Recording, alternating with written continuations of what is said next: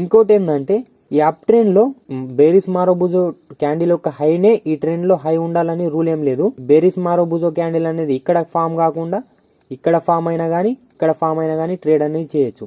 ఒకవేళ ఈ ట్రెండ్ లో ఇక్కడ ఒక 2-3 క్యాండిల్ ఫామ్ అయ్యి ఇక్కడ ఒక 2-3 క్యాండిల్ ఫామ్ అయ్యి తర్వాత ఇక్కడ మన బేరిస్ మారోబుజో క్యాండిల్ ఫామ్ అయినా కానీ ఇక్కడ కూడా మనం ట్రేడ్ అనేది చేయొచ్చు, ఎంట్రీ అనేది చేయొచ్చు. ఓకేనా? కానీ ఇది ఎక్కడ చాలా బాగా వర్క్ చేస్తుందంటే ఒక మంచి అప్ ట్రెండ్ లో. చెప్పాను కదా, ఎక్కువ క్యాండిల్స్ ఉన్నాయి అనుకోండి, ఇందులో ఒక 2-3 రెడ్ క్యాండిల్స్ ఉన్నా పర్లేదు, 2-3 రెడ్ క్యాండిల్స్ ఉన్నా పర్లేదు. ఇంకేంటంటే ఇంకోటి ఏం చెప్పాను, ఈ బేరిస్ మారోబుజో క్యాండిల్ ఒక్కనే హై ఉండాలని రూల్ ఏం లేదు. ఈ గ్రీన్ క్యాండిల్ కూడా ఉండొచ్చు, ఈ క్యాండిల్ కూడా హై ఉండొచ్చు. ఓకేనా? ఏ క్యాండిల్ దన్నా హై ఉండొచ్చు.